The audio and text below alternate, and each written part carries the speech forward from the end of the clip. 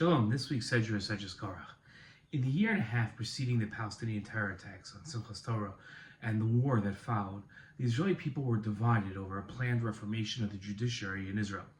Although not as contentious, the United States was also debating stacking the court in an effort to stop right-wing positions of American Supreme Court justices. Why has so much attention been focused on the judiciary branches of these two countries? In our Torah portion this week, we read about Korach's rebellion against God and Moshe. Now Korach, the pasuk says, son of Yitzhar, son of Kahat, son of Levi, took himself along with Datan and Aviram, sons of Eliab, and On, the son of Pelet, descendants of Reuben, to rise up against Moshe together with 250 Israelites, chieftains of the community, chosen in the assembly, men of repute.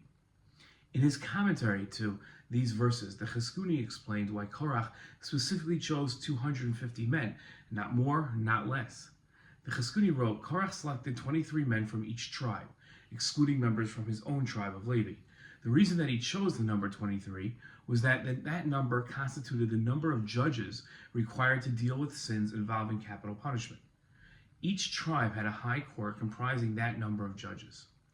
Why did Korach want to have enough people to formulate a court that could deal with sins involving capital punishment?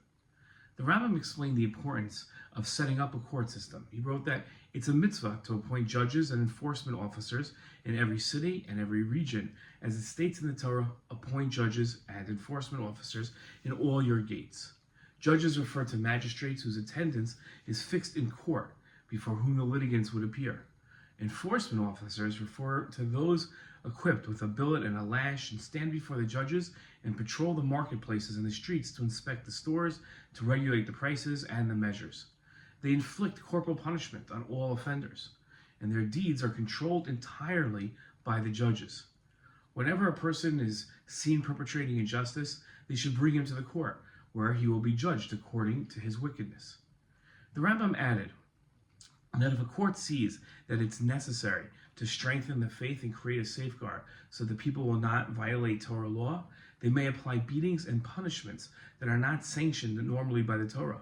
Just as a judge is commanded to fulfill all mitzvahs, so too the community is commanded to show honor to a judge. As it states, I commanded you, this is the command to the community, that they should treat a judge with awe. Lastly, Rambam warned, any person who does not carry out the directives of the judge transgresses a mitzvah. When a sage rebels against the words of the court, he should be executed by strangulation.